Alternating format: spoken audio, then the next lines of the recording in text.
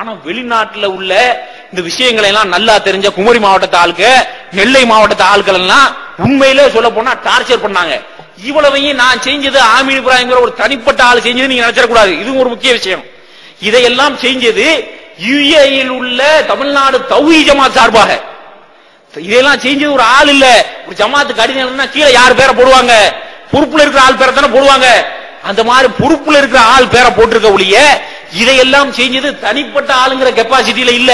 அப்படி ஒரு கெப்பாசிட்டியும் கிடையாது. ஜமாத்துக்கு பொறுப்பாளிங்கிற நிலையில இருந்து அங்க இருக்கக்கூடிய நிர்வாகிகள் எல்லாம் கடுமையான தூண்டுதல் டார்ச்சரின் பேர்ல செய்யப்பட்ட விஷயம். அது எல்லா நிர்வாகிகளும் அவ்வளவு பேரும் கூண்டோட வந்து எங்க வேணாலும் சாட்சி சொல்லுவாங்க. இந்த நிகழ்ச்சிகள் வந்து தொலைக்காட்சியில கூடுதலாக வர ஆரம்பிச்ச உடனே நாங்க என்ன செய்யறோம் அப்படின்னு கேட்டா, ஜமாத்துட்டு சொன்னோம், நீங்க வந்து புது நிர்வாகம் வந்துட்டாங்க, பொதுச் செயலாளர் பேசுறேன் சொல்லி இந்த மாதிரி வந்து மார்க்க ஆதாரமே காட்டி யூசுப் அலைஹிஸ்ஸலாத்தை வந்து இந்த மாதிரி இது ஒரு பேச்சு கூட அவதூறுனே வச்சுக்கிருவோம். யூசுப் அலைஹிஸ்ஸலாத்தின் மேல ஒரு பெண் அவதூறாக குற்றம் சுமத்தி அவங்கள சிறையில புடிச்சு போட்டாங்க.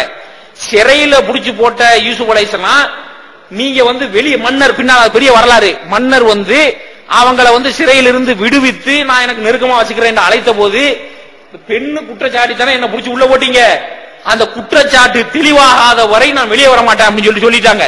அப்ப அந்த அடிப்படையில் ஆதாரம்லாம் சொல்லி உங்க மேல ஒரு குற்றச்சாட்டு வந்திருக்கிறதுனால இது இருக்குன்னு போகலாம், இல்லைன்னு போகலாம், அல்லாஹ்வுக்கு தான் தெரியும். அது வரைக்கும் இந்த பொது நிகழ்ச்சிகள்ல வர்றதை கொஞ்சம் நிறுத்திக்கிற சொல்லுங்க அப்படின்னு சொன்னா மேல மேல ஆகிட்டு இருக்குது, கூடிக்கிட்டே இருக்குது. கூடிக்கிட்டு இருக்கிற நிலையில தான் நான் சொன்ன முன்னால இந்த பேச முயற்சி பண்ணோம்னு இந்த விஷயத்தை பேசுறதுக்கு முயற்சி பண்ணோம், பேச பிடிக்க முடியல. அப்ப முதற்கட்டமா என்ன செய்யறோம் அப்படின்னு கேட்டா, நாம அபுதாபியினுடைய முன்னாள் தலைவராக இருந்த யூசுப் அலி, அங்க இருக்கக்கூடிய நம்ம தௌஹீத் ஜமாத்தினுடைய மூத்த உறுப்பினராக இருக்கக்கூடிய சர்புதீன் பாய், அது மாதிரி முன்னாள் துபாயினுடைய தலைவராக இருந்த ஜமாலுத்தீன், இவங்களெல்லாம் சேர்ந்து ஒரு மசூரா பண்றோம். மசூரா பண்ணி அந்த மசூராவின் முடிவுல ஜமாலுத்தீன் வந்து பாக்கருக்கு நேரடியாக ஒரு கடிதம் எழுதுவார். என்ன கடிதம் சொன்னா, இந்த மாதிரி ஒரு புகார் வந்திருக்கு, இந்த இருக்கு அந்த கடிதம்.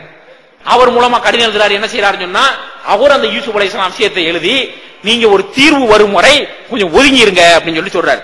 ஒரு பதிலும் இல்லை. என்னங்க பதில் சொன்னாராம் அவர்கிட்ட கேட்டதுக்கு, நான் வேற ஆளுக்கு மூலமா அதை எடுத்து கொடுத்தேன், காப்பி போட்டு கொடுத்தாராம், காப்பி போட்டு கொடுத்தாராம், படிச்சு பார்த்துட்டு இவங்க எல்லாம் யாரு என்ன கேட்கறதுங்கிற மாதிரி பேசுவார். அப்படிதான் சொன்னாரு. அப்படி பேசினாராம் சொல்லல, இவங்க எல்லாம் யாரு என்ன கேட்கறதுக்கு மாதிரி பேசினாராம். இதுதான் எனக்கு கிடைச்ச பதில். அப்ப இது ஒண்ணு வந்துருச்சு. அப்ப ஒரு பக்கத்துல ஜமாஅத் நீதி ஏற்றுக்கிறோம், இன்னொரு பக்கத்துல இங்க என்ன நடந்துகிட்டு இருக்கு அப்படின்னு சொன்னா, இவ்வளவு பிரச்சனையும் போய்கிட்டு இருக்கையில சில மாவட்டத்துக்காரங்க சென்னைக்கு வட்டாரத்துக்குள்ள இந்த பகுதிக்குள்ள சில கிளைக்காரங்கள்லாம் அவரை பேச எங்களுக்கு அனுப்புங்க, மாநிலத்திலிருந்து எவ்வளவு சொல்றாங்க. அப்போ என்ன நினைக்கிறாங்க அவங்க, ஒரு தனிப்பட்ட ஆளுடைய கௌரவம் பாதிக்கப்படக்கூடாதுங்கிறதுனால விஷயத்தை சொல்லாம அவர் பிஸியா இருக்கிறாரு, அவர் அங்க வேலையா இருக்கிறாரு, இங்க வேலையா இருக்கிறாரு சொல்லி தவிர்க்கிறாங்க. மாநில நிர்வாகத்துக்கு அப்பவும் சொன்னோம், இப்பவும் சொல்றோம், இனி யாருடைய விஷயத்திலும் நீங்க இந்த நிலைப்பாட்டை எடுக்காதீங்க. இந்த மாதிரி ஒரு சான்ஸ் 2 சான்ஸ் நம்மளுடைய நிலைப்பாட்டை தெளிவுபடுத்திடணும். ஒரு வாய்ப்பு 2 வாய்ப்பு, 2 வாய்ப்பை மீறி யாராவது போனாங்க அப்படின்னு சொன்னா மக்கள் மன்றத்துக்கு கொண்டு போயிருங்க. இந்த லேட்டா அப்படின்னு சொல்லிட்டு சொல்றாங்களே, ஏன் இவ்வளவு காலமா இப்ப இவ்வளவு இருந்துச்சுன்னா, இவ்வளவு காலமா ஏன் நீங்க ஜமாத்தை வெளியிடாம இருந்தாங்க, அப்பவே வெளியிட்டு இருக்கலாமா, அப்பவே சொல்லிருக்கலாமே, இப்படி எல்லாம் சொல்லிட்டு கேட்கிறாங்கல்ல.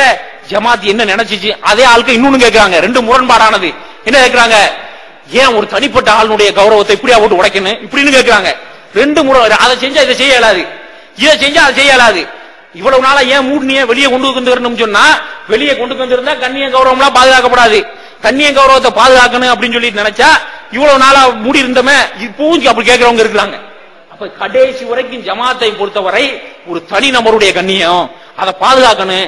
இந்த செய்திகளை எல்லாம் வெளியில் கொண்டு செல்லவே கூடாது என்பதில் அவங்க தெளிவா இருந்த காரணத்தினால கிளை நிர்வாகிகள் பயானு கேட்கல என்ன சொல்றாங்க, பொய் சொல்றாங்க. அவரு பிஸியா இருக்கிறாரு, அவர் அப்படி செய்யறாரு இப்படி செய்யறாருன்னு சொல்லியே தவிர்க்கிறதுக்கான முயற்சி பண்றாங்க. இந்த சொல்ல மாட்டாங்க அப்படிங்கிற அந்த உறுதி வந்துச்சுல அவங்களுக்கு, அதைத்தான் அவங்க வீக் பாயிண்டா எடுக்கிறாங்க.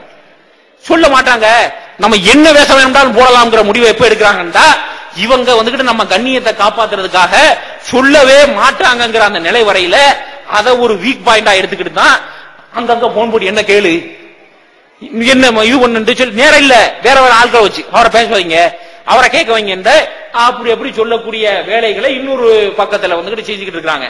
அப்ப இந்த நிலையில இப்படி ஒரு கடிதம் போட்டோம். இதுக்கு இடையில நான் வந்து 28/8 ஆகஸ்ட் மாசத்துல இந்த விசாரணை ஒண்ணு கோரி இருந்தோமே, அது இவ்வளவு நாளா ஜூலைல சொன்னது ஒரு பதிலுமே வரலையே என்று சொல்லிட்டு இன்னொரு கடிதம் எழுதி